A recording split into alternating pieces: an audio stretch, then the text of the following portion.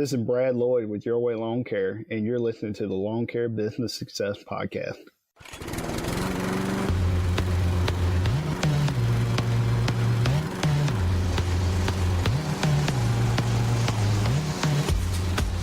You're listening to the Lawn Care Business Success Podcast, the weekly show sharing proven methods and systems in marketing, equipment, and customer service, educational and motivational, to help make your lawn care business an overwhelming success. Now here's your host, Julio Tomei. Welcome, Lawn Care Nation, to another episode of the Lawn Care Business Success Podcast. I'm your host, Julio Tomei, and this is episode number 134, entitled Interview with Brad Lloyd from Your Way Lawn Care. Well, hello, everybody, and thanks again for joining me this week on another episode of the Lawn Care Business Success Podcast. I really appreciate you guys tuning in each and every week and downloading those episodes. And, of course, for the questions, comments, and feedback you guys have been sending my way. And to those of you who have left iTunes reviews, I really do appreciate the time that it takes for you guys to do that. But it's a great way to help promote the show. It adds that social proof and lets other potential listeners know that the podcast really does offer some value and that it is worth downloading episodes. So thank you for that. So this week's episode, another interview, as I mentioned at the top of the show. This week, it's Brad Lloyd from Your Way Lawn Care. Some of you guys may have seen Brad Lloyd and Your Way Lawn Care on Instagram and YouTube. So we'll get right into the interview episode right after I play the podcast announcements. All right, so stay tuned. Hey guys, if you have any questions or comments about the show, I'd love to hear from you. You can head on over to lawncarebusinesssuccess.com/contact. And while you're there, why not join my mailing list and get access to a free PDF document of a landscape maintenance contract you can feel free to copy and use in your own business. For you Instagram users out there, be sure to follow me at Lawn Care Business Success. And if you haven't checked out my videos yet, well, what are you waiting for? Be sure to subscribe to the Lawn Care Business Success YouTube channel. Now, I know you guys love listening to audio while you work as much as I do, so I've partnered up with Audible to offer you guys a free 30-day trial and 2 free audiobooks of your choice. There's no long-term commitments, and you can cancel anytime. And get this, even if you cancel during your free trial period, you still get to keep the 2 free audiobooks. It's a great way to try the service and to see if Audible is right for you. So why not give it a try? Head on over to lawncarebusinesssuccess.com/audible. Now back to the show. So I'd like to welcome Brad Lloyd from Your Way Lawn Care to the show. Hey, Brad, how's it going? Good, Julia, man. Glad to be here. Hey, thanks very much for taking the time out in your day to come and do a podcast interview with me. I really do appreciate that time. I know how valuable everybody's time is with preparing for the upcoming season coming up. Definitely. Yeah, it's been super cold here, so we're not doing a whole lot. There you go. So maybe let's start off with you and just tell us a bit about yourself and your business. All right. So I'm owner-operator of Your Way Lawn Care. We're located in Raleigh, North Carolina. I'm kind of in the middle of the country, right on the East Coast. I've been doing this full-time for, I guess, going on about 5.5 years now. I worked in the fire service before that, was a firefighter EMT for about 11 years of my life, and got into this, had been doing it part-time since I was 14 years old, and decided to take a leap and do it on my own. Oh, that's awesome. So you said you were part of the fire service and stuff as well before that. So what made you decide to sort of make that change and go from that sort of job to doing the lawn care full time? Yeah, like I said, I started when I was 14, working with a guy part-time, family friend. Took horticulture through my 4 years of high school, worked at a plant nursery, and just kind of stayed with it. It's something I've always enjoyed, just being outside, doing stuff in nature and whatnot. And I joined the volunteer fire department when I was 15 years old, which probably kept me out of a lot of trouble. I grew up in a really small town, a lot of drugs, gangs, and whatnot. And, you know, it gave me something to do to keep me away from that. And Okay. as soon as I graduated high school in May, June the 10th of that same year, I actually started as a full-time firefighter for the local fire department in our county. Oh, okay. Yeah, and then like I said, I've just led back to this. Had been there for 10 years. Was a engineer, official title, but I was the acting captain on my engine, and I won't make him but about $33,000 a year. Okay. And then, why did you decide to leave the fire service to do lawn care? My youngest son, he was diagnosed with autism. Okay. And where we lived at in a small town, there really were no resources, to help him in the school system. So we decided to make a move into Raleigh, which is, a metropolitan city with tons of resources. Yeah. And it just wasn't financially, it wasn't worth staying at the fire department and driving back up there to work. I'd already had the lawn care going, and it was doing really well. So I just decided to take that leap and drop the fire service and just go full time, with the lawn care business. Yeah. Okay. That's makes perfect sense. You got to do what's best for yourself in the situation that you're in at the time. So my next question was, is your lawn care business your main income or your side hustle? Obviously, you just answered that, and the lawn care is obviously your main income. So that's obviously there. So I think I watched in one of your videos on YouTube that you started out and you had employees and you had some crews. So my next question was, do you have any employees currently, or are you a one-man operation? Currently a one-man operation through the wintertime here, just because our work slows down so much. But I have a guy that'll work with me, or someone that's in, of a list of guys that are in school that work and help me through the summertime when we get busy. But, for the most part, I've just decided to stay small. Like I said, I did the whole 2-crew thing. It was more of a babysitting time in my life. And, I got complaints and whatnot from people all the time. And it's just a lot easier, in my opinion, to run it this way at this point in my life. Having 4 kids and wanting to be at home and do stuff with them, than trying to be in an office babysitting a bunch of guys, day in and day out. Yeah, that makes perfect sense. I've heard that a lot. I'm, for myself, I am a single owner operator as well. And I've on occasion had either friends or family help me for certain jobs where I might have needed an extra hand and stuff. But for myself, I'm pretty happy being on my own.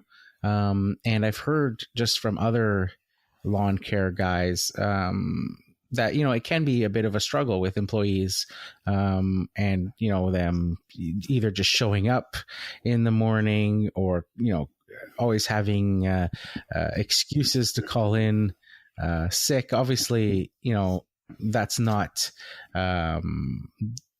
I guess the same for everybody in every business. But I guess it seems to be sort of a trend when you're first starting out and trying to get employees and stuff like that. It can be very difficult to find quality people out there. So I absolutely understand where you're coming from. Definitely.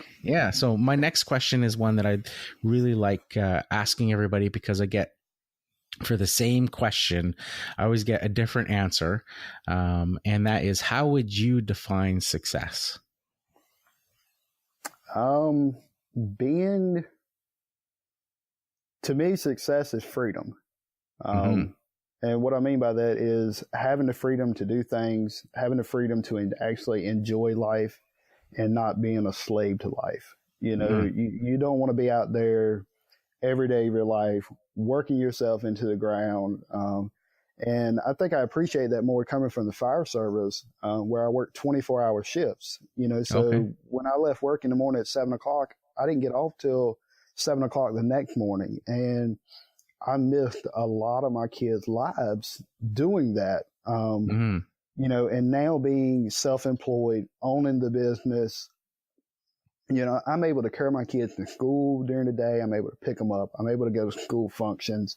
I'm able to spend that time with my family. So I have that freedom now to be able to do things and be able to enjoy life a lot more than working every day for someone else. Mm-hmm. Yeah, absolutely. That's, I would say probably the same definition of success that I have. I'm right along that same way. If I think to,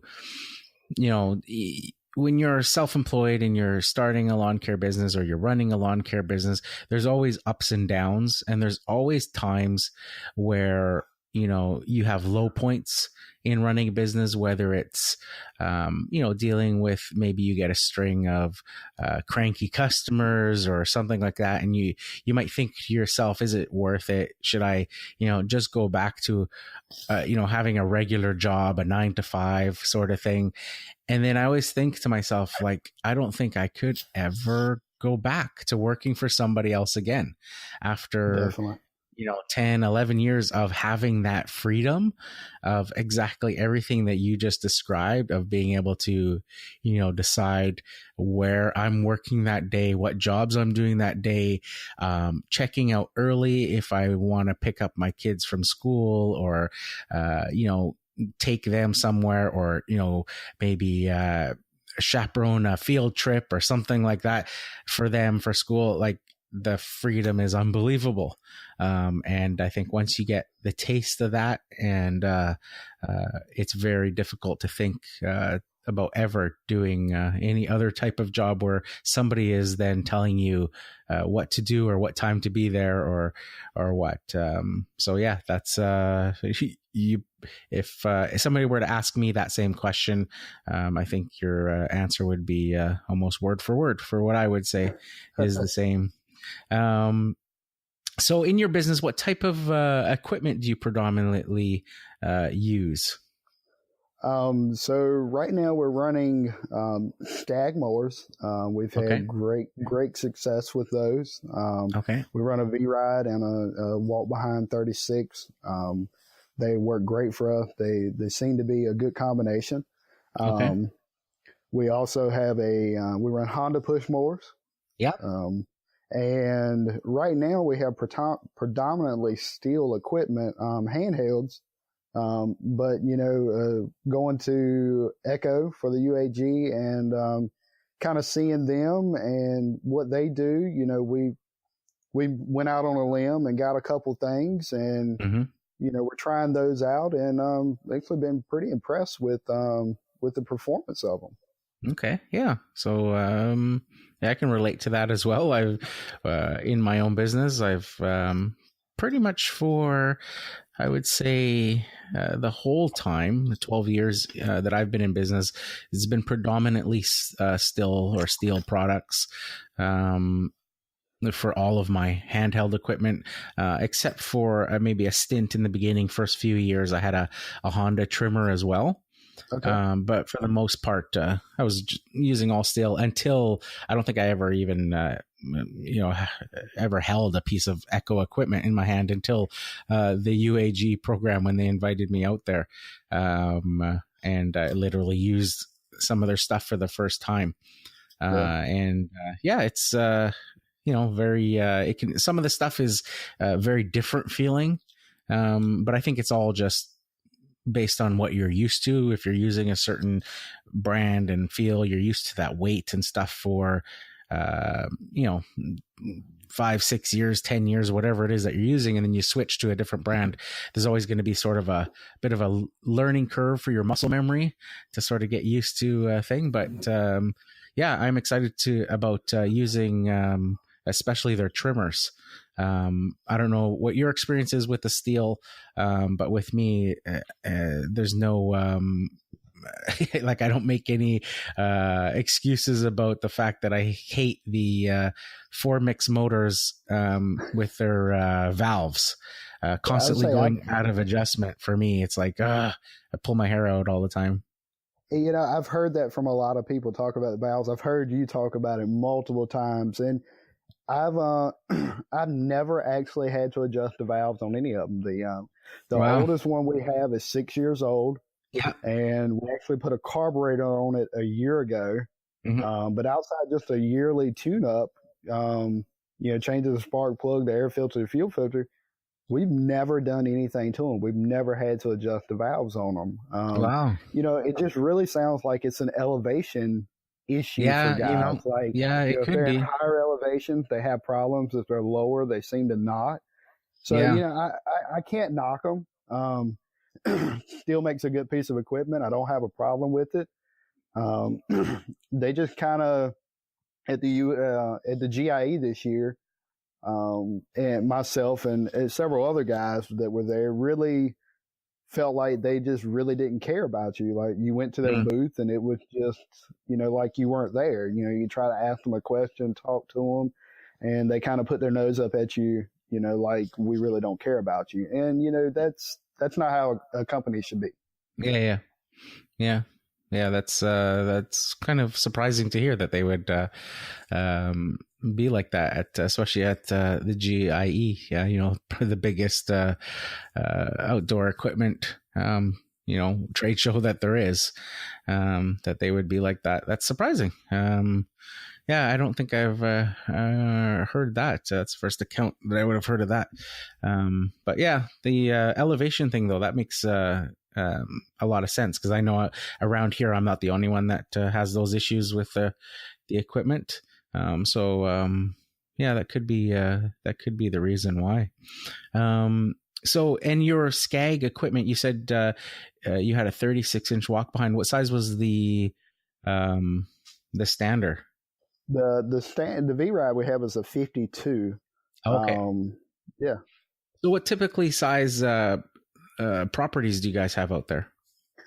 An average size property for us is probably 7,000 to 8,000 square feet. Oh, okay. So not real big yards, but a lot of them are open. Okay. So we can put that bigger mower on them and do them, and just be a little faster. Yeah. That's interesting. My actually the neighborhood that I live in, the properties are all in that 8,000 square foot range. But the problem I encounter, besides the tons of rain that we get making the ground soft, is that most lawns or most yards, I could barely get. They're all gated and they're tiny gates.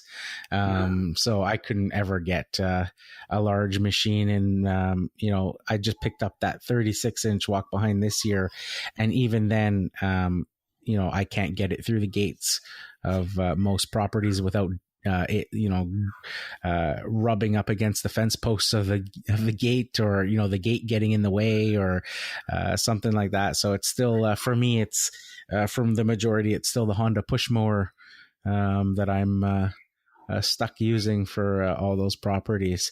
But the ones that I have been able to try the 36-inch on has been fantastic. And I'm so jealous of you guys being able to use like the standards and stuff, that I've been considering trying to pick up one of those as well.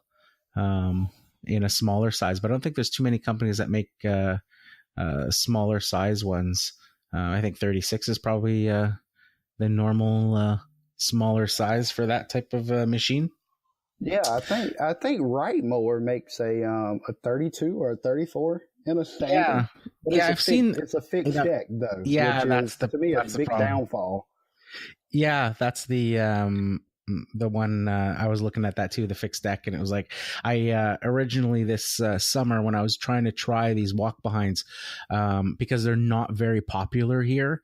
I sort of was looking on Craigslist, and then I found a 36-inch Viking, Exmark Viking. And so I picked that up because I was like, okay, well, here's one, and there's nothing else to choose from.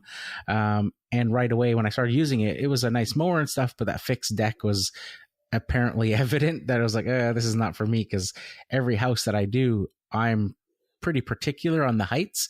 And with the Honda, I'm always changing the heights between houses. There's not, maybe two houses that I do the same exact height at. So I'm always changing the heights depending on the health of the lawn and, getting that best look. And depending on what program the person's on, if they are just sort of just strictly mowing or if they're fertilizing and all that sort of stuff.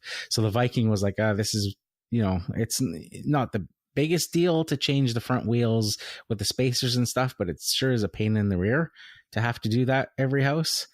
Sure. And I found a turf tracer on Craigslist about almost exactly a month later, and that one had the floating deck. So I was like, oh, let me try that one out. So I've got both machines now, but I don't think I used the Viking after getting the turf tracer because the floating deck was just so much easier. But still not as easy as these standards that I see with the sort of one handle height adjustment on a lot of them. Yeah. Where that's my problem here. We cut multiple types of grass. We have Bermuda, zoysia, centipede. We have tall fescue. So we're constantly changing heights on mower decks. So, being able to do that quickly for me personally is a major deal when it comes to a lawnmower, efficiency. Yeah, absolutely. It's efficiency for me, I think, is everything. From root density to little things like that. I think I posted a picture once of my mower fitting into my trailer. We do a lot of bagging here. Okay. So I picked up a bagger kit for it, one of those like cloth ones that kind of sits on the side. And I posted pictures of it in the trailer with the bagger on. And I was like, excellent. It fits in the trailer with the bagger on it. Right. And somebody commented, they just come off. Right. And I was like, yeah, but efficiency to me is everything. So if I have to take that 2 seconds to take the bag off, for me, it feels like I'm wasting time in my day if I'm doing that every house, taking it on, putting it off, pull it out of the trailer and all that sort of stuff, right? So if I can save 2 seconds, it's like, it just feels like I'm just way more efficient.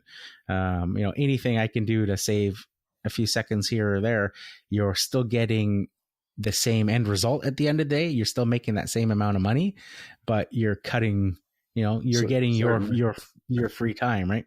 Exactly. So in your business, do you offer any other services besides lawn care? We do a little bit of landscape stuff, not a lot. I've done some small like paver jobs, doing like trash can pads beside a house, so really small. We do some tear outs and some installs occasionally, but our bread and butter really is the maintenance aspect of it. The lawn maintenance, the treatments, the landscape maintenance as far as treating the bushes, the pruning. That's really been where I've focused at. I'm big on learning one trade and learning it very well. I'm not a fence repair guy. I'm not a plumber. I do landscape and lawn maintenance, and that's what I want to be really good at. I want to be that jack of all trades. Yeah. There's always that, what's that saying? Jack of all trades, but master of none, sort of thing, right? So, yeah. So as far as the services go, in the lawn mowing side, so you do some small paver jobs that are, I guess, considered landscaping. On the lawn mowing side, is it just strictly mowing, or do you also do like the fertilizing? Do you do aerating? Anything else related to lawn care, or is it just lawn mowing? No, we do the full scope when it comes to the lawn. We'll do sod, we do the aeration, the overseeding. I have my pesticide license for our state, so we do all the treatments. So we try to offer our clients everything we can when it comes to the maintenance of their lawn and landscape. So that they're not subbing that out. I don't want to go to a property and see a True Green sign in the front yard. because that's money out of my pocket that I've lost. I want them to know, hey, look, we do this. We're here every week. We're going to do it. We can do a lot better job than what somebody else can coming, once every 6 weeks. So we really try to sell our clients on letting us do everything. So we know what's been done. We know how it's been done, and we know it can look its best. Yes, absolutely.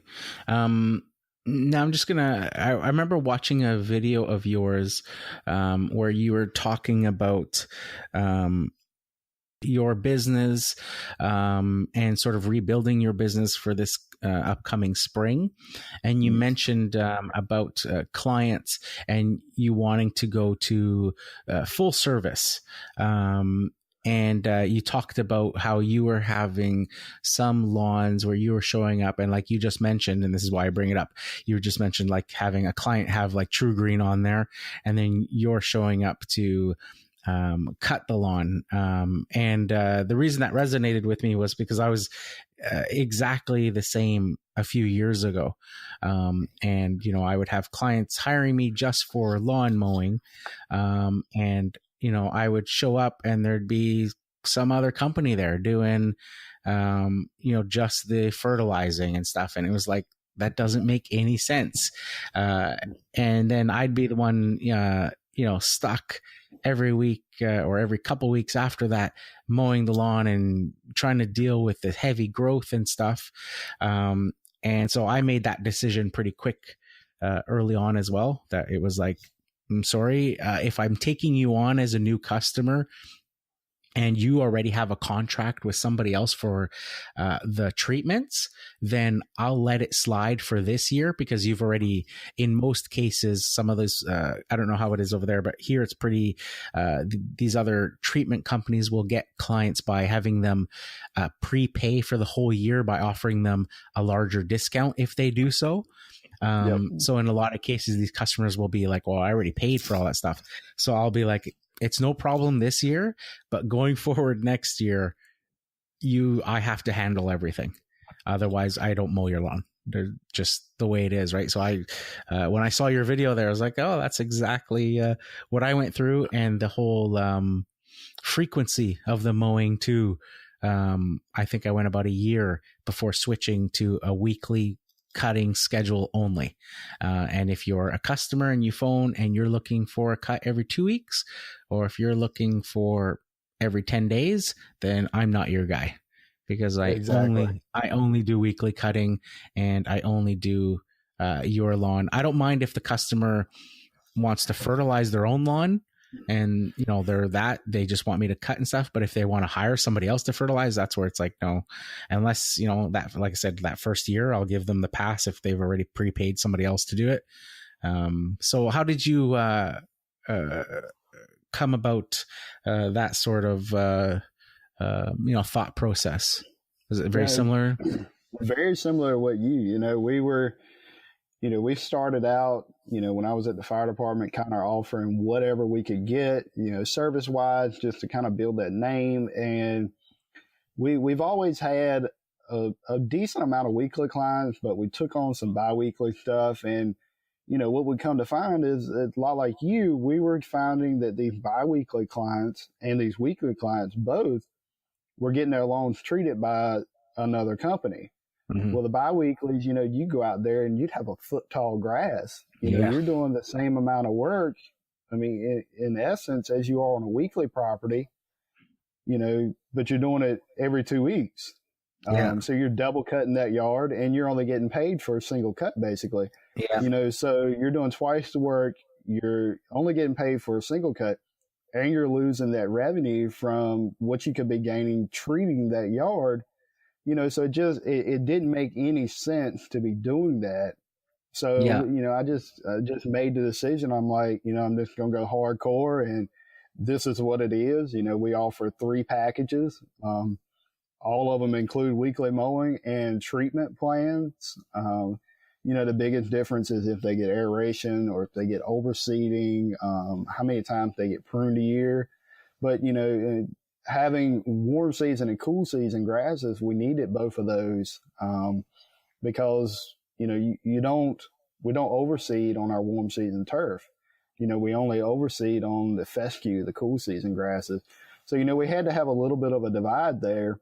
Yeah. But overall, it's like, I'm not losing money to these other people anymore. So it's just hammer down, hey, this is what we're going to do. This is what we're going to offer. And, if you like it, great. If you don't, find somebody else type deal. Yeah. It comes a point where you have to be a business owner and look out for your best interest versus the client and how many of them you can get. You're better off to have a few really great clients that pay you a lot than have a whole handful of bad clients that don't pay you a lot. You're going to make more money in the long run, offering full service to weekly clients, and you're going to have a better client because they want good work. They don't mind paying for it.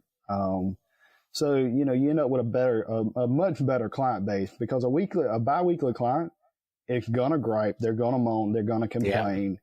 And you're never going to stop that. Yeah, no, absolutely. That's, I think you hit the nail right on the head there. And it's funny listening to you, talk about that. Cause like I said, that's exactly the process that I went through. And for the people listening to this, and considering that, there's a few things to consider there. It can be very difficult to turn down that work. Especially when you're, if you're starting out and you may be struggling and stuff, you may have to start out by doing those types of properties. But I will tell you that once you start mowing those types of properties and you start to, not enjoy it, you're out there struggling, you're trying to hack through that foot tall of grass that hasn't been cut. With me, because we get so much rain, it would be like, I'd have a customer on the schedule and I couldn't cut them today because they're not on the schedule. They're every 2-week cut. And so they're scheduled for next week. But today is beautiful. It's sunny, it's dry. And then the next week I go to cut it and it happens to be pouring rain. And the grass hasn't been cut for a couple weeks and now I'm stuck having to cut it, to maintain the schedule and all that and just struggling through it. It was so much of a pain to deal with. That, once you go through that, like I said, it's difficult when you're starting out to turn down that work. But once you go through it, then it gives you sort of that strength, to turn down the work after. Cause now you have that experience to think back on and go, yeah, I could take on this job every 2 weeks, but remember what that's like, doing it for these customers and all that. And I think you just got to set your standards, like you, I think you clearly, pointed out in that video, that you put out, you basically got to move yourself forward and get to those higher end clients, where now, just as an example, with my clients, they'll ask me for stuff and they don't even ask me how much it costs anymore. It's just do it and bill them. That trust is built. I've got all their credit cards. I just put it straight on their credit card and there's never an issue. Because that's the type of client that I'm focusing on, is those type of clients where the trust is there, that I do everything for them. And they know it's all taken care of. So yeah, I thought, that video was, very, poignant on your part, that you had that sort of putting that out there, that's what you're making a huge change this year, and basically drawing that line in the sand that you were only doing full service from now on, and you're only taking on customers that want that weekly cut only. So in your business, is it mainly residential, or do you do commercial work as well? It's mainly residential. We've had some commercial stuff in the past. It got really hard to deal with. At times we just really didn't have great commercial clients, honestly. We had a big HOA we did last year, which we were working on, and it looked like a great property when we went out there and we were bidding on it. But once we got into the summertime, it ended up being not such a great place. The cops were out there all the time. We were picking up needles and just, different things. It was a townhome complex in a decent part of the city, and it wasn't what we were expecting. We had a couple pieces of equipment stolen. So, we dropped it. We got rid of it. I guess probably 2/3 of the way through the year, just because we didn't feel comfortable there anymore. So, I mean, we stick to residentials pretty much. We're going after a few small commercial things, like just some small local business type things. Okay. Yeah. So we're going after a few of those, and we do some rental property for a rental company we've been working for since we started in business. They're biweekly. They're the only biweekly accounts we will keep, but we just make so much revenue off of that company throughout a year because of all the add-ons they want done at other properties and whatnot. It would be foolish to get rid of them just because of that extra revenue from referrals and different things. They sell houses, so if they have a house going on the market, we go out and do the cleanup and get it back in shape and whatnot. So, it's a good company to work for. It's a great relationship that I don't want to give up just because of the benefits from it. Yeah. No, that's that totally makes sense. And something else that you brought up there that I've experienced in the past as well, that I don't think I've ever talked about, that you pointed out there, and that was the risk with commercial properties with finding needles. And I've experienced that with trimming bushes and stuff, and there being, needles thrown in the bushes and stuff. And you have to be so careful in commercial areas that are open to the public these days, that, I'm not sure how it is where you are, but here, West Coast of Canada, it's getting out of hand. The drug use and the unfortunate, on the news every day, the amount of overdoses and stuff that, emergency workers are having to deal with throughout the city and stuff. And, these guys are just all over the place. There's not really any, there's been reports of, needles being found in playgrounds and, through parks. And I remember in one part of town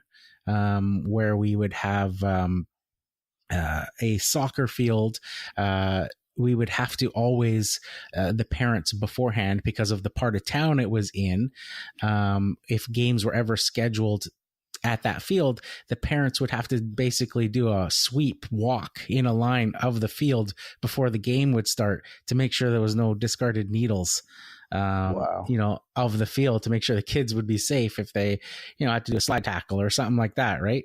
Yeah, I'll say it's the same way here, man. That the heroin epidemic, I think, is hitting everybody. And coming from the emergency service field, I can vouch for that. The overdoses and dealing with that were, just horrific. I mean, I could tell stories of some things that people would not believe. Some of the stories of drug overdoses and things you've seen, doing that. But yeah, the epidemic, the needles, I mean, you got to be careful nowadays. There's just no way to put it. Even in nice neighborhoods, places you would never think things would be. Yeah. I mean, you still got to be careful. You got to look out for them. Absolutely. Take one needle stick and you're ruining the rest of your life. You got something you can't get rid of. Yeah, no, absolutely. I've with one of my clients, actually, the video I did of my leaf cleanup this past fall, it was a corner lot. That particular house, because it's on a corner lot, and they've got some hedges running along the side. it's a prime area. There's always garbage and stuff thrown there because it's sort of a dark street. People pull up beside her house because she's got hedges. It kind of blocks her view. And, they're always tossing out garbage out the window and stuff at night and things. And on that strip of lawn there that I do, one day there was a needle just sitting there. Obviously somebody was shooting up in their car beside it and then just threw it out the window onto her lawn. And that was one where I was like, geez, like even here in a residential neighborhood, I'm seeing a needle here where, with the commercials, commercial properties, when I was doing them earlier, I would find, because it was a commercial property, any sort of nook and cranny doorway where people could have some sort of, what they thought was privacy, they would shoot up and either, leave the needles there, or they would just toss them in the bushes. And that's where it becomes dangerous for a landscaper or gardener, is when they're in the bushes. And if you're trimming and, you might have some debris on top of a hedge or something, and then you go to reach to, clear off the top of that hedge or something, and some needle sitting there, pricking you in the hand. Just something to be very, very, like you said, be very, very careful of for that sort of stuff. It's pretty crazy, the times that we're in and what we have to, with all these overdoses and stuff. So in your business, share with us. So this is that question that I talk about, that sort of gives everybody sort of a pause for thought. So share with us a time you struggled in your business and what you learned or did to overcome it.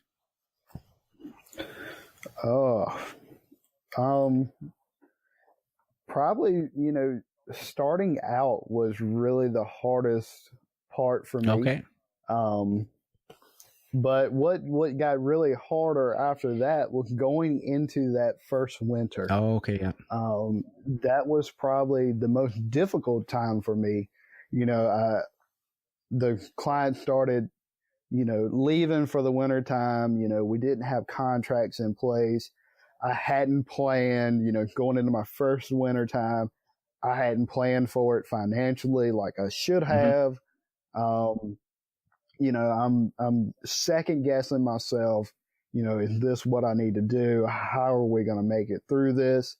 So I think that going into that first winter, really, it was a realization for me that, this isn't a year-round job. I'm not going to have income coming in all the time. And it really made me understand that I need to plan. Okay. Plan for the winter, plan for the future, plan for that what if time. What if I break a leg? What if a mower goes down? You're starting out, you're going into that first year, you're not thinking about all these things. You're not thinking about that what if something major happens, how do you deal with it? You need to have that, that oh shit money sitting there, in case something happens. I'm excuse the way I said that, but it needs to be there. It needs to be there for the wintertime. It needs to be there for that worst case scenario. You got to prepare for that. It's not like you're at a job anymore and you're going to be getting a paycheck every week. Mm-hmm. It's, you're relying on you at this point. Yeah. And it's only you and you alone, and you have to make it work. Yeah. So that can be the hardest part probably of the lawn care industry, especially for a new person. And it was for me as a new guy, going into that first winter, ending that first season for me. Okay. So what sort of coming out of that and learning, going through that and overcoming it. So what sort of strategies do you put in place now to prevent that scenario in the future of running out of money and stuff? Is there sort of a set amount that you put aside each month for that fund? Or is it, do you sort of stack it up at the beginning of the year and then just get to a certain point and leave it there? Or are you always continually adding to that fund? I like to add to it. Okay. If you got some extra money, put it in there. Yeah. It's no need. If you put $100 bill in your pocket, you're going to spend $100. Yeah. If you put $100 in an account that you can't see, Mm-hmm. you're not going to mess with it. Yeah. So put that money away. That way you got it. And, before you know it, you got, $10,000 sitting there. Yeah. And, that money's there in case you need it. It's basically that rainy day fund, more or less. Yeah. It's a winter fund. It's a rainy day fund. Here where we're at, just like this winter, we're not working. It's been, extremely cold. I mean, it snowed in Florida. Yeah. So we're not working like we normally do. We're not getting the phone calls that we normally get. So we're not making that extra income. So you're having to look at that money that's stashed away, where a lot of winters here, we do work a decent amount and we really don't have to pull into that a lot. So having it there, knowing it's there, gives you that peace of mind, but if you don't need it, don't use it. Just continue to grow it. Yeah, absolutely. That's great advice. That's totally great advice for somebody starting out. It's a lesson that is, you would hope people starting out in the business would catch on to pretty quick. But usually it takes, a little bit, and they have to go through that struggle before they figure it out. Another one that sort of seems to bite people that I've seen happen is if you're like, a fully licensed, registered business and you're collecting taxes on the work that you're doing.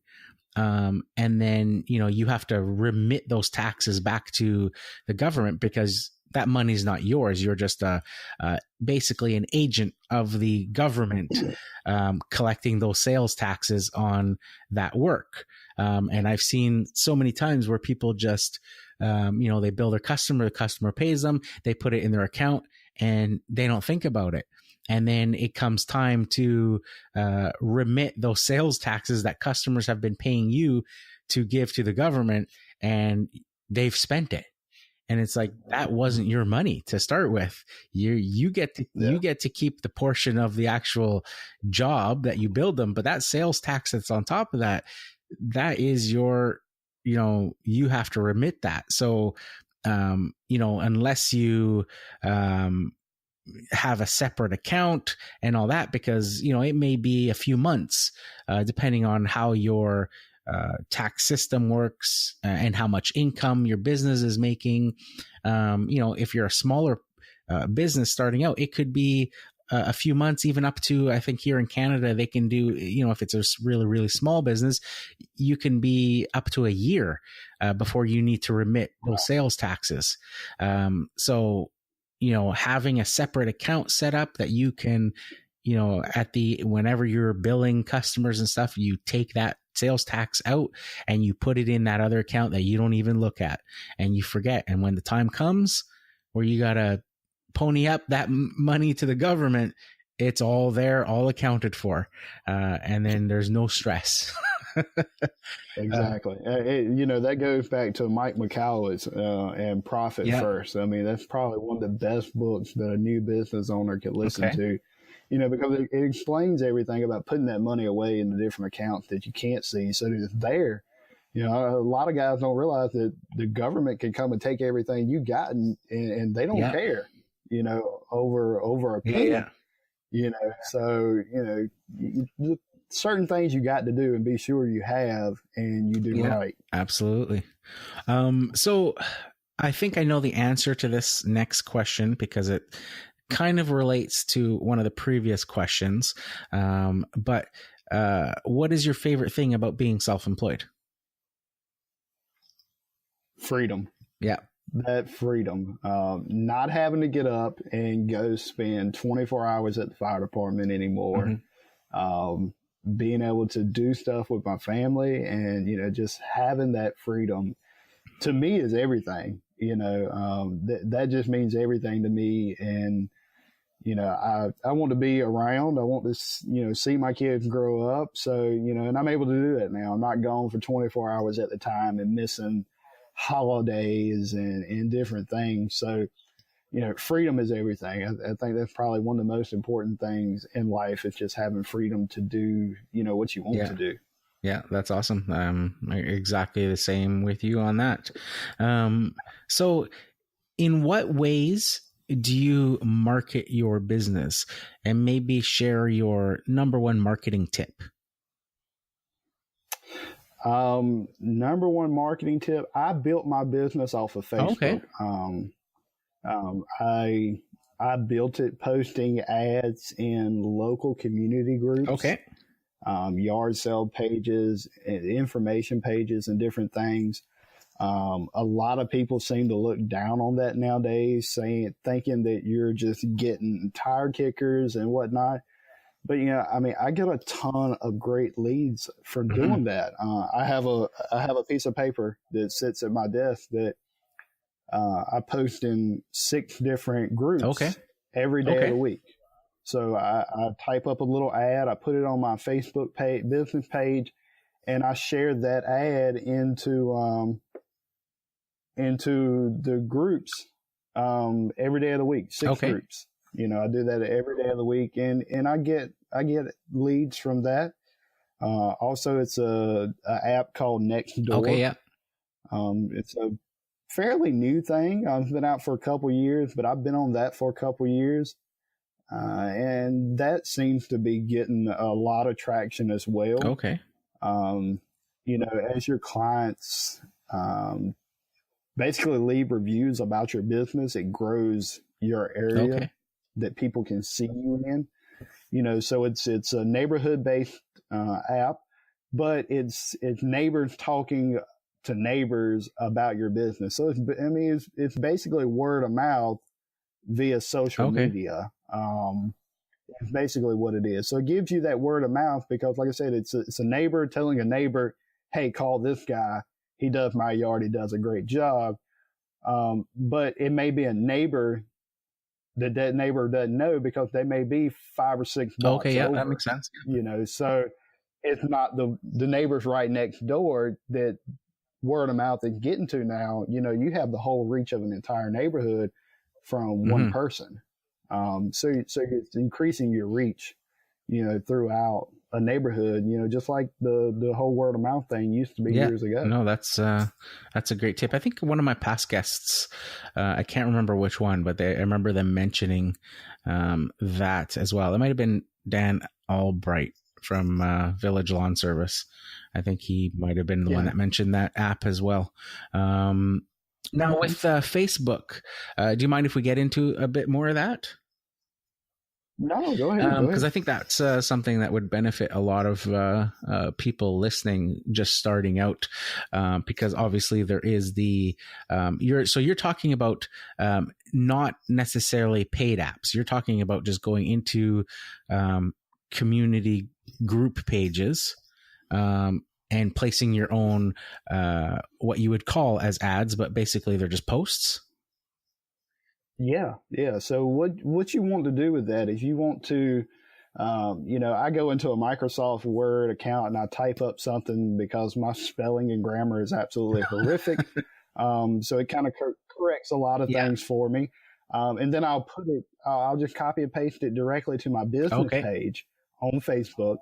I'll add a couple pictures that are related to it. And then what I'll do is, at the bottom of that post on your business page, there's a share button.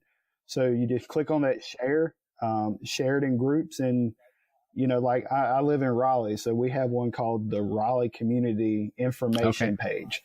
So I shared into that group. That group's got, 30 or 40,000 members. So, I can create a post on my business page and share it from Monday to Sunday over all these different groups. And on average, your organic reach out of that will be about 12,000 people that have actually seen that ad. So we change it up every week. Like this week we were talking about crepe myrtle. Well, last week we were talking about crepe myrtle trees and, how people absolutely butcher them, but, we do it the proper way. So we got a lot of good leads from that. This week now we'll be talking about like mulch and pine straw, because we're kind of going into the end of January into February. So, keep it relative to the time of year. Do something that's interesting. A picture that catches an eye. If you can do a short little video, like if you're out cleaning up leaves or something, do a little short video, when you get to a property talking about, hey, does your property look like this? And, you can like snap your fingers or something, and then boom, and you go to a yard that's totally clean, and, or do you want your yard to look like this type thing? Just something really, really quick, really catchy, that people aren't just going to scroll by. A picture of you and your family. Hey, we're family owned and operated. We care about your family as much as we care about ours. A picture of you with your family. Yeah. That's not a picture of a yard with stripes in it. It's something that, somebody scrolling through is going to stop and want to say, oh, who's this? Yes. It something to catch your eye. You don't want to just scroll right past what you're putting out there. Yeah, that totally makes a lot of sense there, especially the sort of family picture. It would come off a lot less. Some people would say that, it would be spammy or something to be going into groups and stuff like that. So it's an interesting way to, like you say, catch their eye. A lot of people are probably might get bombarded with different things in those groups. So it's an interesting concept to their, like you said, to be different, catch their eye, so that they're not just scrolling past. So you said you do about 6 groups that you regularly post into? So I do 6 groups a day. So like, I'll post in 6 groups today, 6 groups tomorrow, and they're different groups. So I'm not good at math, so whatever 6 times 7 is. That's how many groups I post into a week. So I'll post the same ad through all of those groups, spreading it out over a week, and then I'll make a new one, and then I'll post. And one of the things to be careful with in those groups are, be sure you read the rules that they have set in place. They make sure they allow you to, number one, advertise. A lot of them don't. And a lot of them have a certain day of the week that you can post that ad on. So try to abide by what they have, so you don't get kicked out of them. That's the last thing you want to do. You don't want to get kicked out of them, because if somebody goes in there looking for something, you can always comment on that as well. Hey, I'm such and such. Give me a call. Yeah, I've seen that. And that I've seen. Yeah, and that's the interesting part about it, right? Is that it's you can get that free advertising, and the neat thing, or the power, I think, with Facebook. Now, I'm not a big Facebook fan. In fact, I would say I probably absolutely hate Facebook. If it wasn't for my just having basically a listing of my, a business page and stuff, I use Facebook strictly just for family, and keeping in touch with family all over North America and in other countries and stuff. But if it wasn't for that, I'd probably, delete my account. This is how much I don't like Facebook. But I'm right there with you on that one. If it wasn't for the business page, I wouldn't have one. But the power of Facebook is the targeting. There is those specific groups. You're not putting an ad that is blanketing, all of North Carolina. You can specifically, target groups in areas, in neighborhoods that you want or already work in, and you're doing it for free. With those types of ads, and like you said, with the tips that you shared, and that's why I wanted, when I asked you there, to clarify basically with the groups and stuff, was just because for me, when you first explained it, it sounded like you were posting to the same groups every day. And I was like, well, that seems like it would be spammy. Like every day you're putting the same ad, but you're only doing it once a week. You're posting to different groups every day over the course of the week, the same ad, and then the next week. So each group is only getting one of those ads. So yeah, that makes a lot more sense. It's a lot more of a smart strategy, I believe. So it probably took you a long time to go through there and find the different groups that you wanted to target. And obviously you've got sort of a list set up for each day of the week of which groups to target. Yeah. It can be time consuming, joining the groups, finding the groups. The best thing to do is just go up to that search box and, type in your local city and see what comes up, see what groups are out there, see what they allow, and, join them and, kind of look at what's there and then kind of go from there and start posting into them some. But like I said, you don't want to be spammy. You don't want to post every day of the week in the same group. You want people to see you on a regular basis because you want to build that brand recognition. The more times people see a company name, the more likely they are to call you or, at least contact you. So, you don't want to spam them, but you want them to know who you are at the same time. Yeah, absolutely. Another thing I noticed too, if people aren't comfortable maybe making ads and doing those posts, is that just from my own interactions on Facebook and in groups that I am a part of, I started to explore the same concept in my interview that I did with Danny Lanier from Lanier Lawn Care. He talked a lot about how he uses Facebook groups as well. So I started to explore that after that interview. So I joined a bunch of the local neighborhood groups that, in the neighborhoods that I live around. And I noticed that, even if you're not comfortable doing those posts, there's always that opportunity, like you said, to comment on posts, because you always see people in there asking for recommendations on, who, has anybody know a good plumber? Does anybody know a thing? So there's always that opportunity to comment on people looking for landscapers, or, they might have a specific job, like we need, new sod put in. Anybody know anybody that sort of thing, right? So there's always that opportunity, even if you're not comfortable posting ads, that just by joining those groups and, keeping track of, the posts going on, that you could obviously introduce yourself when those questions come up and pick up work that way as well. So that is another great tip there. I'm sure a lot of people find a lot of value in that, particularly when you're starting out.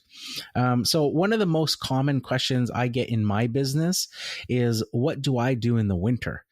So if there is a winter or off season in your business, what do you do in the winter? Normally we're still working. Okay. Through the wintertime. Not on a full-time basis. We normally will work, 2-3 days a week. But like this year, it's been, we had 4 or 5 inches of ice on the ponds here in North Carolina, which I've never seen before. So we haven't done, a lot of anything, but sit at home at a desk. But, most winters here, we still work 2 or 3 days a week. We do some landscape project stuff, and if we have a warm year, we're still cutting grass this time of the year. Okay.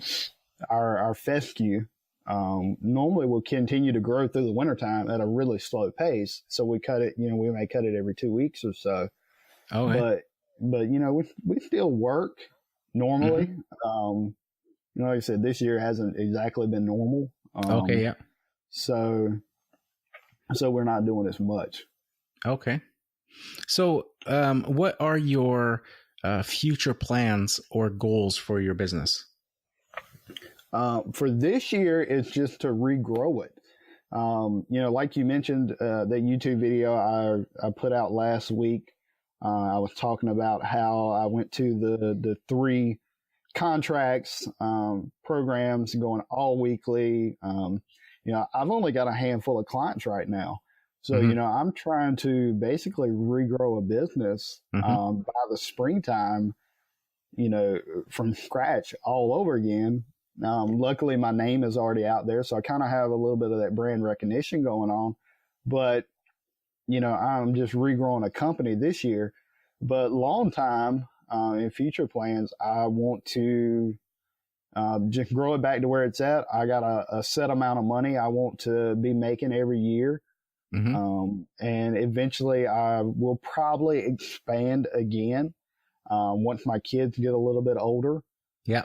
And they're a little more independent and can do, some things themselves. Yeah. I'll look at growing the business again.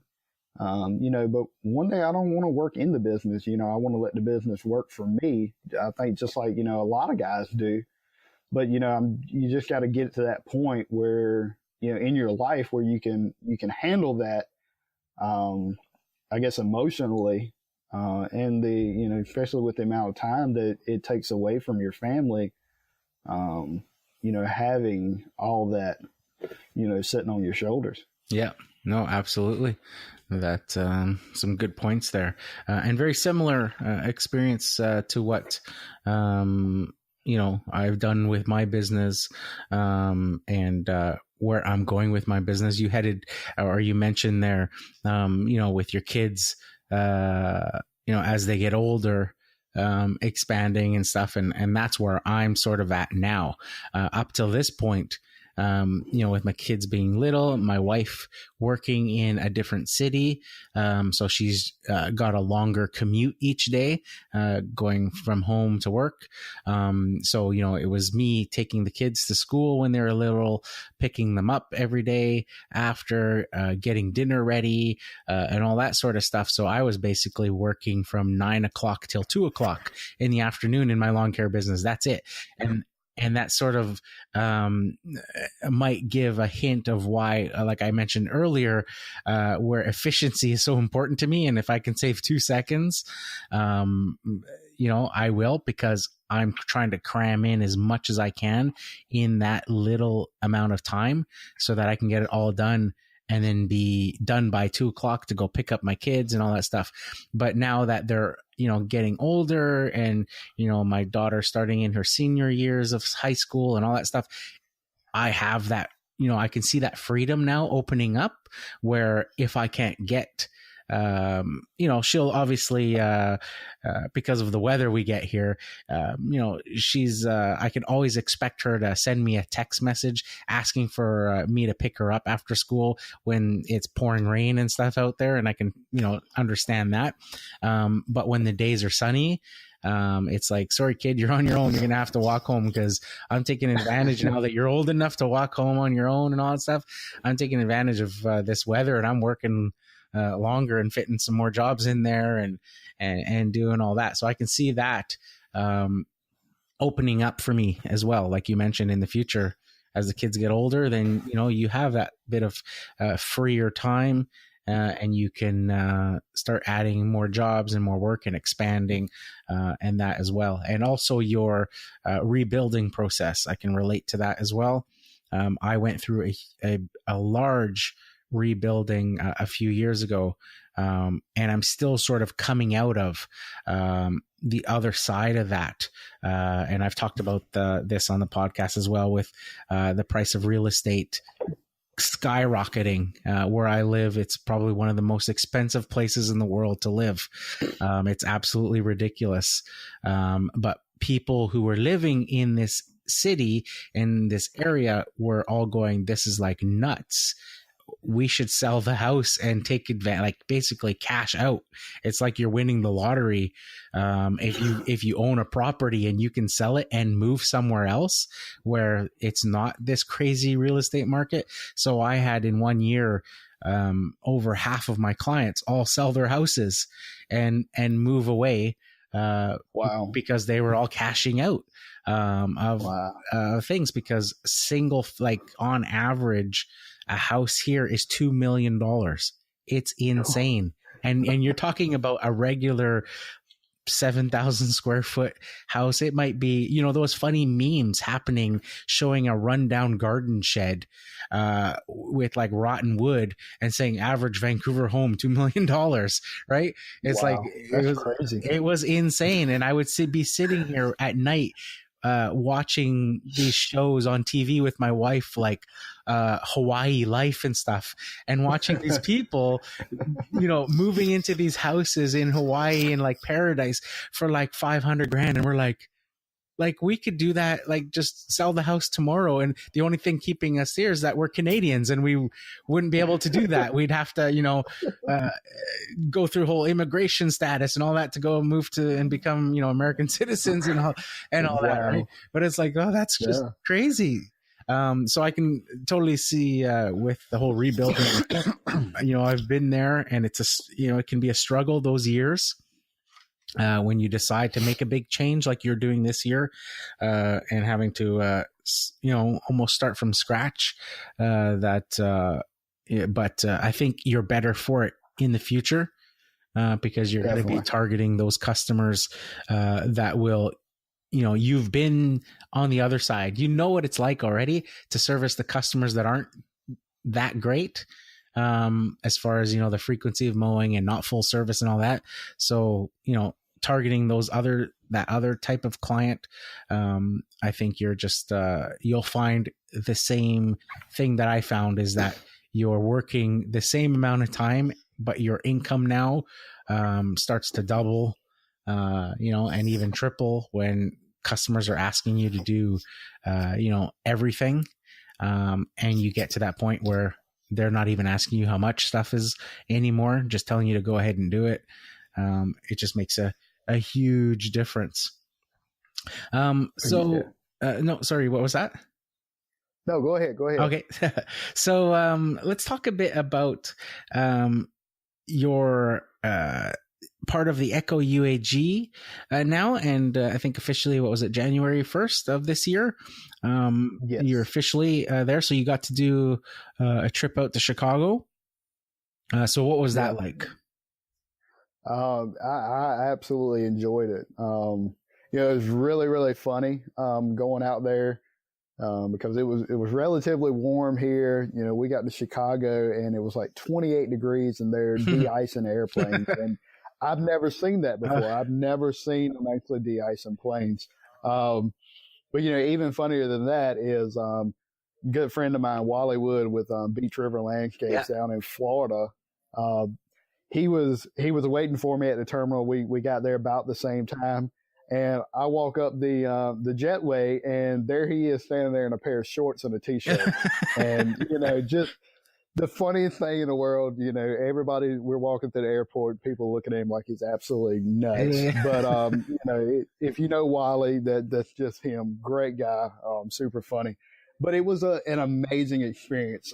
It was nothing like what I thought it would be. Okay.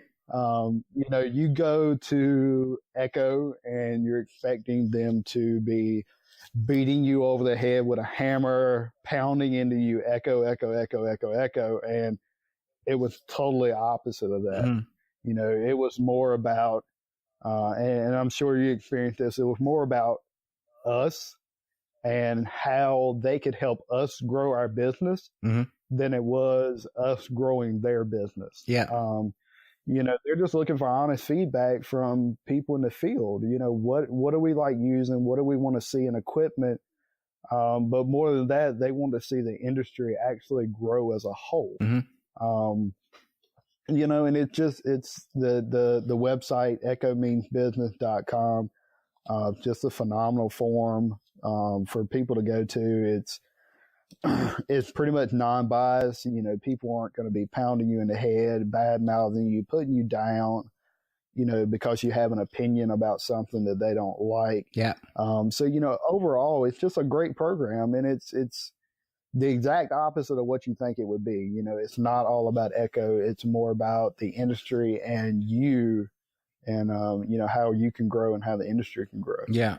Yeah, no, it's very, like you said, I had the same sort of impression about that. And, you know, I think I chatted with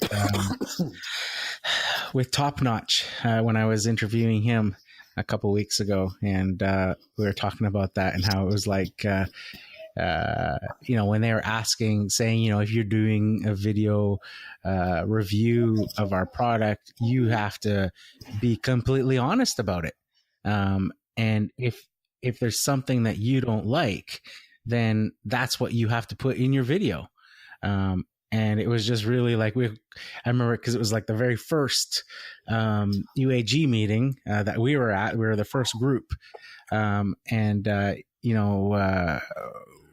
I was in that room, we're kind of like all looking at each other like, are they for real? Like, really? Yeah. That's what you guys want? You want us to, actually make videos and put what we don't like about your stuff in the videos?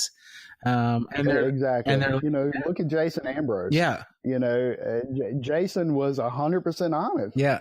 And nobody, and they mentioned that at Echo. Yeah. When we were there, and they were, they have no hard feelings towards Jason for saying anything bad about them. That's what they want. They want that feedback. They want to know these things. You're, like you said, you're down there and you're just like, whoa, yeah. That's not what you're expecting to hear. Yeah. So it's definitely different than what people think. I had my opinions of it going into it, and they were totally different coming out of it, actually knowing what it is. And, I think that the group our group that went has really put out a lot of great videos. Brian with Top Notch, when he done that video where he was interviewing Wayne and put that together with Sam. Yeah. I mean, that was excellent. That really summed up the program. Mm-hmm. You're down there, all the VPs are there. The actual president of Echo comes in and talks to you, eats lunch with you. It's not what you're expecting. They're all there. They actually care about you and care about what you think. Yeah. It's it's actually it's a very smart strategy. Basically, in the end, obviously, Echo is about selling equipment and selling stuff, but it's a smart strategy to invest in the community and invest in guys like us and build those relationships and help us to get to where, growing our businesses and all that. Because then we are more, willing to share with them honestly, those things that, about their equipment that may not be great. And when they see a trend with, a bunch of people maybe repeating the same sort of thing, it's an opportunity then for them to make, those changes and make that equipment so much better. It's a win-win on both sides of that. So besides the Echo Means Business and UAG program, I noticed in one of your videos as well that you're also, as you said, a part of the Green Touch Industries family. So what's that all about? So, Green Touch Industries or TrailerRack.com is actually where you'll find their stuff. But it's a trailer rack that I've actually been using since I started my business. I always tell people I had my first set of Green Touch racks about 2 weeks before I actually had my first trailer. So it's, I done a lot of research, looked into a lot of things, and I ended up going with their product. And a lot of the reason I went with their product is because when I first started, I ran combi systems. Okay. And with the way their locking mechanisms work with the block system, you can turn the blocks around backwards on the front where the attachment would be, and you can't actually unscrew your attachment and pull it out and walk away with it. It actually secures it in there, which is probably the biggest reason I went with that system. But I actually still have that set of racks. They're now, like I said, almost 6 years old, I think. They've been through the snow. They've been through the ice, the winters here. They've never had a problem with them. But we had some videos out there about them, and Green Touch contacted us when they were looking at doing some influencer type marketing. and wanted to send us the new racks, the green ones that they came out with the Extreme Pro Series rack, to test out basically, and tell them what we liked about it, what we didn't like, and we got those and we put them on, and there were some things right off the bat that I didn't like. The biggest thing were the new engine support systems. They were a lot different than the other ones. They just didn't move around as much, but Green Touch listened, and along with the other guys that are in the Green Touch family, and they actually made a Gen 2 version that has a totally different engine mount that's a whole lot better. Okay. But it's a product that I put my name behind and I stand behind because I've used it for years. It's never failed me. I've never had a piece of equipment stolen as far as power equipment. Okay. Because of their racks. I had the actual trimmer head stolen one time. So the actual the guard, the guard, the head, and the gear head, the whole gear head assembly was stolen off of a trimmer because they couldn't steal the whole trimmer. Okay. Which I found to be the funniest thing in the world. Yeah. But it's a product that I believe in, that I stand behind, because I've used it for years. I know it works. I know it, lives up to to the name. And it's going to keep your equipment safe. Mm-hmm. So, it like you said earlier, we're working on a limited time schedule being a solo guy. We don't have a lot of time. And if you can have your equipment on a rack that you can walk up and unlock it, turn one knob, and you can walk away with it, and you can put it back on the same way, you're saving time throughout the day. Yeah. You're more organized. You're faster. So that it comes down to that efficiency aspect of it. More than anything, to save you time and save you money. Yeah, absolutely. So we're going to shift gears a little bit here and start talking about the social media, Instagram, YouTube, that sort of stuff. So you have a YouTube account, you have a Instagram account. So do you use those platforms for marketing your business, or are you using it just to be in touch with the lawn care community? I try to use the YouTube side of it more to be connected to the lawn care community, I guess, more than anything. Yeah. I haven't been very active on it. Probably over the past 12 months. I've started doing a few more things. I got the series of me growing my business back that I'm going to be doing this year, kind of, showing people the ups and downs of, basically starting a business. But, I look at YouTube as a way to give back and a way to help people. Yeah. The YouTube community was really brand new when I started my business. So, I had to learn a lot of things the hard way, trial by fire.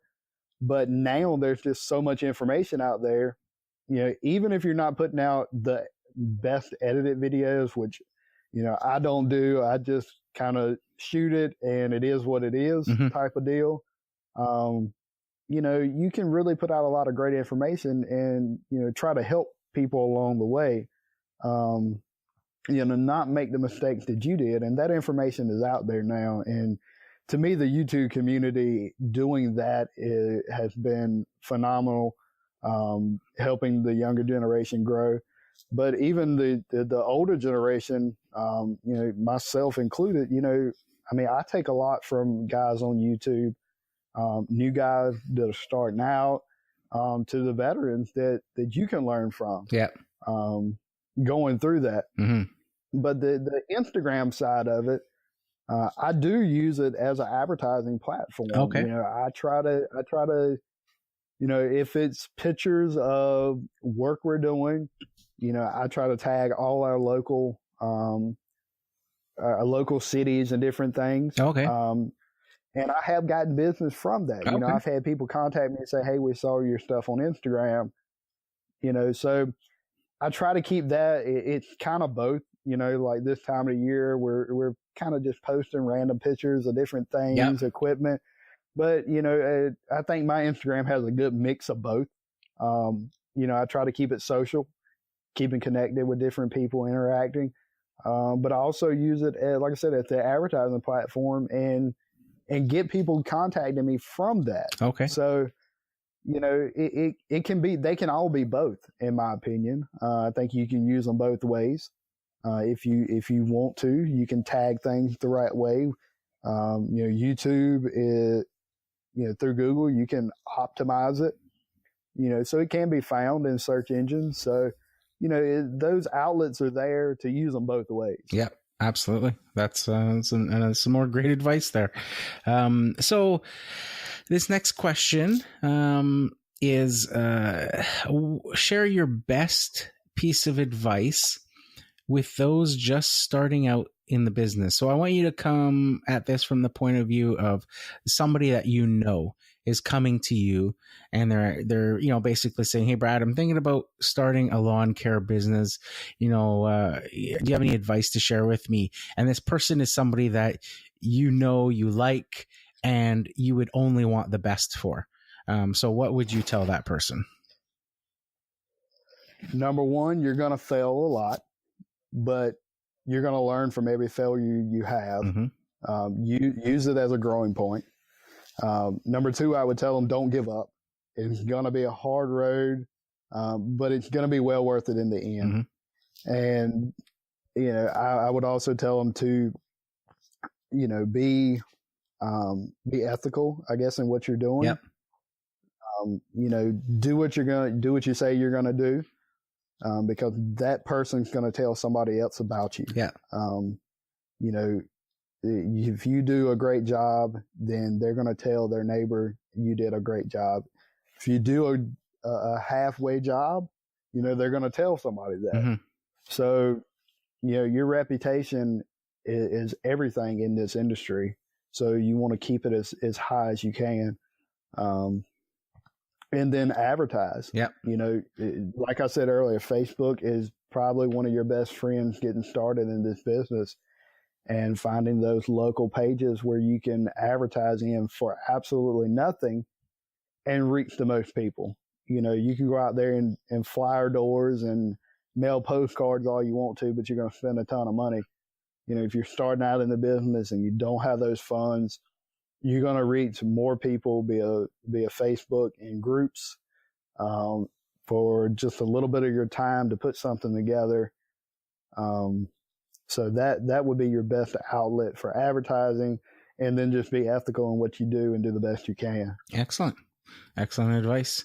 So last question. We've made it all the way down to the end here. And that is basically, how can people follow you or reach you online if they want to? So you can reach me. I'll give you an email address. It's Brad, B-R-A-D, Lloyd, L-L-O-I-D, 25 @gmail.com. You can email me there. I don't check it all the time. It's more of a personal account, so bear with me if I don't get back to you, but I'll share with you anything I have that can help you. I don't mind. There's more work out there than I can handle, mm-hmm. and then you can handle if you do things right. Yeah. You can also find me on YouTube at Your Way Lawn Care. There's two channels, one with a lot of videos, one with only a couple. So find the one with a lot of videos and subscribe to that one. Mm-hmm. And then on Instagram, it's Your Way Lawn Care as well. Okay. So you can find me there. You can email me there. And like I said, I'll help you any way I can. I don't mind. Awesome. So, that about wraps it up. Thank you very much for coming. Well, Julia, I want to ask you one question. Yeah, okay. A question for you. I'm going to put you on the spot. Uh-oh. All right. So you said you used to do some commercial jobs. Yeah. So I want to ask you, what is the most unusual / funniest thing you've ever found on a commercial property? That I've unusual or funny thing. That's a tough one. It's a tough one because I've done commercial jobs, like I've said, but it's never been my focus. So I haven't spent a lot of time on commercial jobs. The needles was sort of the most unusual thing, I would say, but it's unfortunately becoming probably more of a normal thing. The most unusual thing, I'm going to shift gears and just say the most unusual thing that's ever happened to me as a whole for a lawn care job was the time when I met a customer at Home Depot, this lady. I was wearing my uniform. She came up to me and asked me how much it would be to mow lawn. And I said, well, I need to see the property. So she goes, okay, well, here's my phone number. Here's the address. My husband is there. Drive out there and then, give me a call. Let me know how much it'll be. So I drive out to this property, and it was like, this is when I was first starting out. I only had my Honda mower with me, my 21-inch mower, and it was a 1 acre property. So I'm looking at it going, okay, this is going to take me forever to mow with this 21-inch mower, but I'm just starting out. I got nothing but time on my hands. So I think, I phoned her and gave her a quote of, I think it was like $120 or something, to mow the lawn. And she was like, okay, that's fine. Just, knock on the door and, let my husband know that you're going to be mowing the lawn. And this lady, she was probably in her 40s, I would say, probably, 45, 46 years old. I knock on the door, and this man opens it who must have been in his 90s. And he looked like Mr. Burns from The Simpsons. And he looks at me, and I said, hi, yeah, I was just, she gave me his name. So I said, are you thing? And he was like, yeah. So I was like, kind of taken aback by the fact of his age was so different from his wife's age.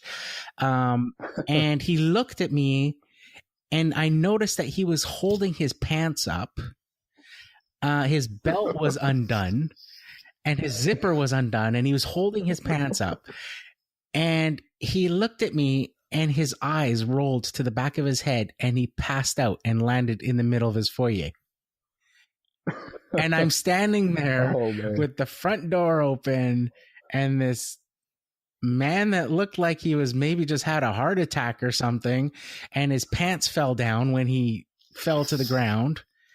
And I was like, oh, what the heck? So I just started like, hello, are you okay? Like trying to, and he woke up right away. And then he's like looking at me, and I was like, do you want me to call an ambulance? Do you want anything? He said, no, I'm fine. I was sleeping. And I came down when I heard the bell, I came down the stairs too quickly. I must have, got up too quickly. I'm like, are you sure you want me to call an ambulance? He's like, no, I'm fine. And he kind of helped him up, and he pulled his pants up and that. And I was like, okay, well, your wife wanted me to mow the lawn and stuff. And he's like, yeah, okay, go ahead. If she said it was okay, just, go for it and all that. So I was like, okay. So then he closed the door, and then I just quickly phoned his wife and said, yeah, I'm at your house. And I went to talk to your husband, and he just passed out and had his pants around his ankles. And, and she's like, oh my God. And I said, I asked him if he wanted an ambulance. He woke up, he revived and stuff, but he doesn't want me calling an ambulance and stuff. And she's like, okay, I'm on my way home and stuff. I'll come check on him. Thank you so much. And all that sort of stuff. But that was probably the weirdest thing that's ever. I thought you had killed the guy. Yeah. I don't know if it was, I didn't even get to tell him the price yet, and he was already passing out. So I don't know if, what was going on there, but that was probably the weirdest thing that's ever happened to me on a job. Thing. So I'm going to turn around actually and ask you one more question and say, what's the weirdest thing that's ever happened to you? Well, the weirdest thing that's ever happened to me, I got three. Okay. Which are pretty weird. So I had a commercial property that we were doing. Like I said, we'd find needles all over, nothing uncommon. We would find condoms in this one area of this property all the time. And one day we're walking by, and we figured out why there were always condoms there. Needless to say, they were doing their business in the car, right there in the parking lot.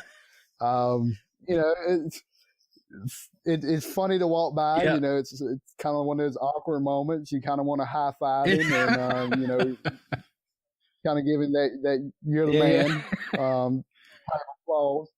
But we found sex toys, which is always an awkward moment when you happen to find those on a property along the way. So your guys, they walk by and there's a toy laying on the ground and they got to pick it up. It's always a funny story later on that you go back to. But, then probably one of the most unusual requests we've ever had was we had a client actually request us to blow out his dryer vent from the outside of the house to the inside of the house. So, you're trying to blow a dryer vent out with a backpack blower. And needless to say, it didn't go too well for him, even though we tried to tell him it wouldn't go too well. His wife wasn't happy with him when she got home, and all the dryer lint was in the house and not outside. So, we've had some unique moments, which I think everybody probably in this industry has at some point or another. Yeah. So, that about wraps it up. Thank you very much for taking the time out to come on to the show. And thanks for turning it around there and asking. I think that's the first time somebody's turned it around and asked me a question there. So that was a nice little surprise. Thank you very much for coming on. Yeah, Julie, I greatly appreciate it. It's just it's an opportunity I really was humbled by. So thank you. Awesome. Thank you. Well, there you have it, Lawn Care Nation. Hopefully you guys enjoyed that value-packed episode with Brad Lloyd from Your Way Lawn Care. Brad shared some great insights on using Facebook to build your business and essentially get free advertising with Facebook groups. So we thank Brad for that great information. I'm going to leave some links in the podcast show notes for Brad's Your Way Lawn Care Instagram account, as well as his Your Way Lawn Care YouTube channel. I would urge all of you guys to head on over to Instagram, give his account a follow, and then head on over to YouTube and subscribe to his channel. Well, Lawn Care Nation, that's it for this week. Here's to wishing you guys all overwhelming success and freedom in your lawn care business. Bye for now.